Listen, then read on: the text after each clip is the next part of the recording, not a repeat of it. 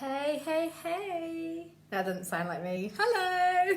That sounds like me. I'm doing a video today, especially for a special woman, mother, all-round, amazing, incredible soul that I know, who messaged me recently about this very topic, little knowing that my own mother and I had been having this very conversation the day before about what my mum calls the inner mean girl. I assume everybody has one. I don't know. I know for fucking too long, many years, my inner mean girl ran riot with me. There was nobody to check her, and she caused me so much pain and so much suffering. And oh my God, the things she used to say to me were so horrible. So let's just clarify what my understanding of the inner mean girl is. And boys, yours, I'm assuming your inner mean voice is an inner mean boy. Maybe it is the voice of a girl. I don't know. Who knows? But it applies equally to you. I get the feeling I probably don't get as many men listening to this as I do women. But for all the, I was going to say all the cocks. I don't mean that. I mean all of the males who may listen and enjoy my posts and find them useful, which essentially is what I'm doing it for. You're in this too. You're in this too. So if I refer to the mean girl, know that I also mean the mean guy at the same time. So the inner mean girl, basically it's that voice in your head that no one except you can hear that is super critical. The voice that criticizes you, tells you you're not good enough, tells you that you're stupid or fat or shameful or disgusting, or I'm just using examples from my previous life for myself, or that you can't do it, that you shouldn't do it, that you're not worthy. What else? Just trying to remember. God, she used to torment me. My inner mean girl tormented me. And it's that voice. It's that voice that basically bullies you from inside your own head. So this is actually a talk that I've given a lot of times in the yoga space, because it first started to become really apparent for me whilst I was practicing yoga. And I would be doing, I suppose it was the time when I was doing my training, and I'd go to my teachers' classes across London, and everyone would seem to be really thin and fit, and they could do it, and a lot of the poses, I'd find my brain running away with me. You can't do this, you're not up to it, you shouldn't be here, you're too fat, you're too unfit, you don't take care of yourself. All this stuff while I was trying to practice yoga, a practice that I've had in my life since I was 13 and that I absolutely adore. But the amazing thing was that I started, through the training I received doing my yoga, I started to understand that this inner mean girl was me and wasn't me. Because it feels like somebody else in there having a go at you. Hey, Lisa. Lisa, I don't know if you remember, but we went to school together. Hello, and now you're really good mates with a really good mate of mine, Sean. How bonkers is that? Anyway, I hope to meet you sometime. Again, I guess. Anyway, yeah, inner mean girl. So I don't think I was even aware that it was happening until I started doing my yoga training. And then I became much more aware of the voices in my head telling me I could or telling me I couldn't. And my default was always to go to the inner mean girl kicking me down and telling me I couldn't. And then I started doing my training.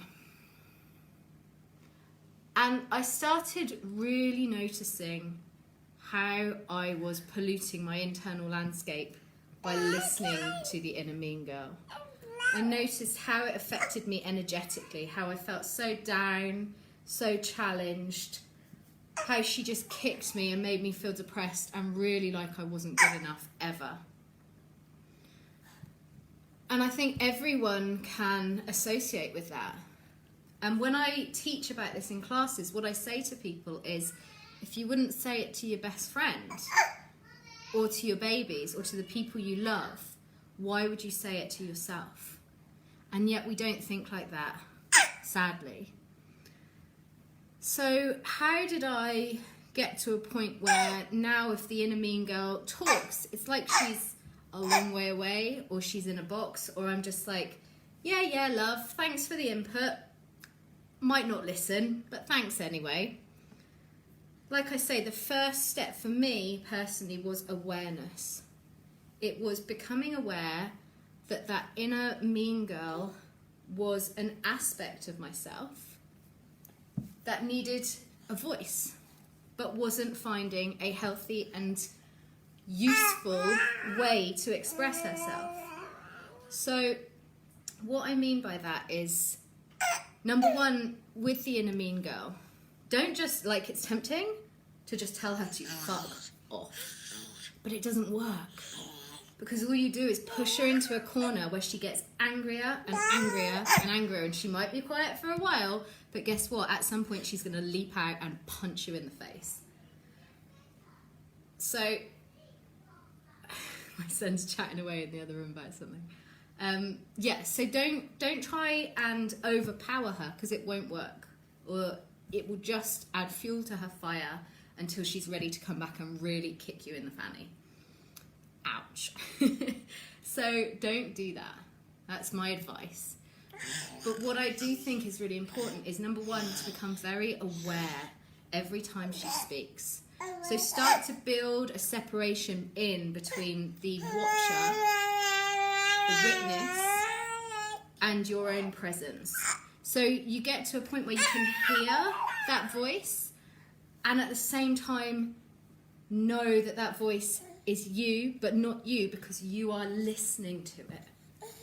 So you're not just the voice. And as soon as you've made that separation, as soon as you start to witness without judgment, without judging yourself, as soon as you start to witness that that's coming up, you're there, you're on the road, because the power is then taken away. So then that is my most important tip. Start to witness. As soon as you start to become aware of it, you'll go through a period where you really start to notice every time that you're doing it. And then what I found was that as soon as I started to notice it, the power was taken away from her. Because I realised she wasn't in control. She wasn't calling the shots. There's a part of me that's deeper, stronger, more eternal than that. And that's the part that I connected with. So once you start to witness it more and more, once it starts to come up for you more and more, and the power starts to disintegrate, I suppose is the word, dissolve, and it becomes less potent, the next phase for me was trying to work out, with a dialogue with her, what it is she's actually trying to do. She's trying to keep you safe in some way. Maybe she's trying to keep you small, safe, inside your comfort zone. So going back to the example of yoga for me, she's saying you can't do this, you can't do this.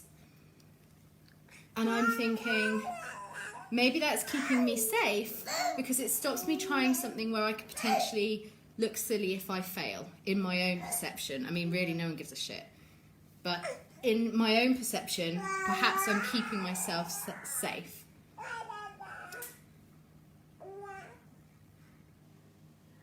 What does she need? So there's a few ways you can address this.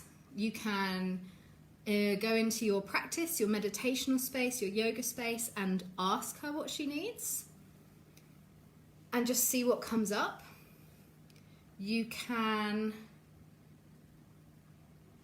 I'm just trying to think what other ways. Journal it. Journal what you're missing. Journal where you're beating yourself up and why. Journal if there's a common theme about it. Okay? So journaling's really helpful. And then the final thing, now let me just think for a minute. Oh, baby. Little baby. Yeah, so then the final thing I would say is that we, generally speaking, the mean girl needs a bit more love.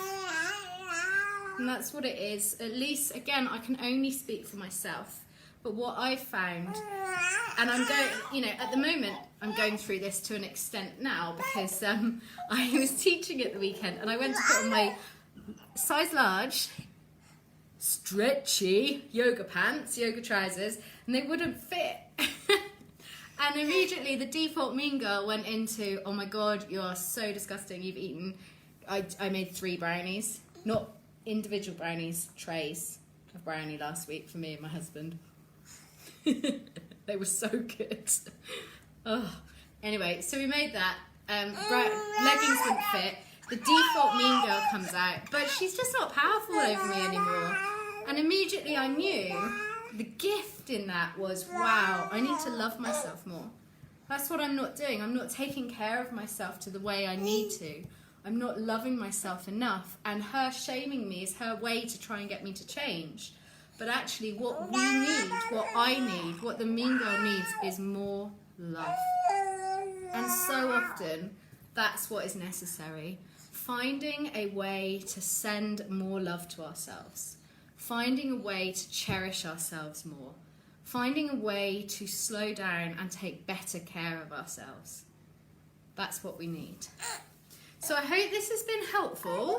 Do some meditation, do some journaling, do some practice of any kind that helps you connect inwards. See if you can get a sense of what she needs.